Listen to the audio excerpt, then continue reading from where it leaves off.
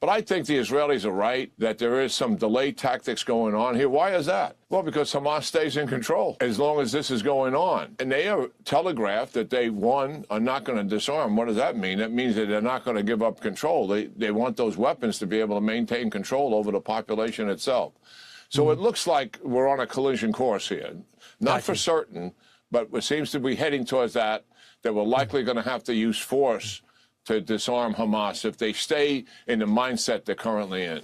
Do you think that the ceasefire deal between Israel and Hamas is going to last?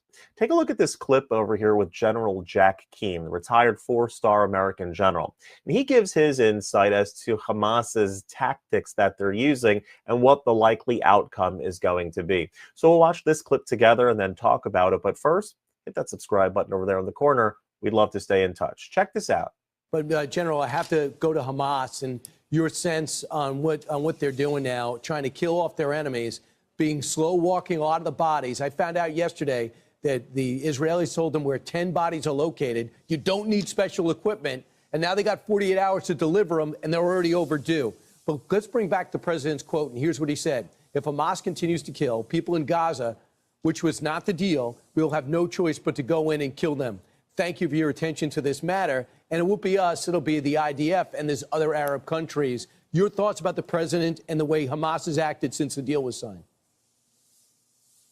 Well, in the agreement, there is an acknowledgement that it would take some time to find these bodies. Hamas wasn't in control of all of the live hostages. The two other terrorist groups operating inside of Gaza, and they're not in charge of all of the deceased bodies either. But the Israelis have given them the intelligence they have received from Hamas fighters and also Palestinians who they detained and know where those bodies are. So that is assisting them. There are some issues with rubble. The Turks are probably going to provide a very large group that they use after earthquakes take place to help find bodies. So there are some logistical issues here. But I think the Israelis are right that there is some delay tactics going on here. Why is that? Well, because Hamas stays in control as long as this is going on. And they are telegraphed that they, one, are not going to disarm. What does that mean? That means that they're not going to give up control. They want those weapons to be able to maintain control over the population itself. So it looks like we're on a collision course here.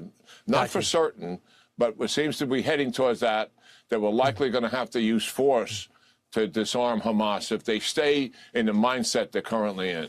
Keep your phone on, General. There's so many impactful things going on around the world, and we're going to always need your insight. General Jack Keane, thanks so much.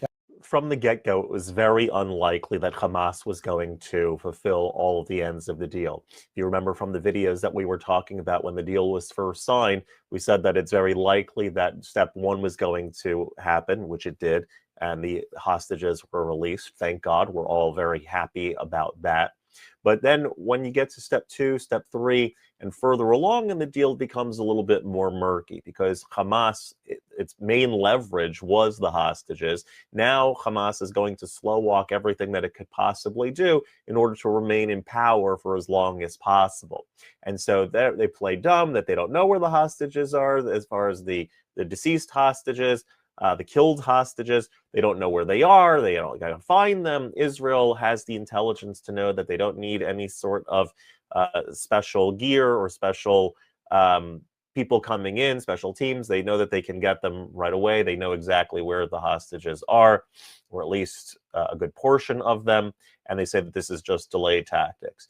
It doesn't seem likely, as General Keane says over here, that Hamas is going to simply lay down their weapons and then ride off into the sunset. They're going to have to be made to have their weapons lie down, which was part of the deal originally. This is nothing new. This is not a breach. This is part of the plan, was that if Hamas does not disarm, which again, all of the Arab countries signed on to this, the UAE, Saudi Arabia and Bahrain have said that until Hamas disarms, it's almost as if the deal doesn't take full effect. They need to be disarmed. Everybody's on the same page, it seems, about this.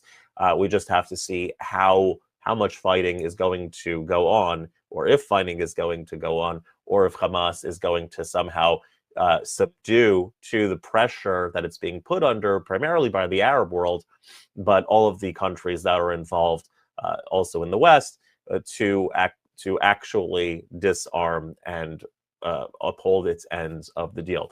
Time will tell. We'll be here with you along the way to discuss it as new developments take place. And if you like this content overall, hit that subscribe button over there in the corner. We'd love to stay in touch. Take care.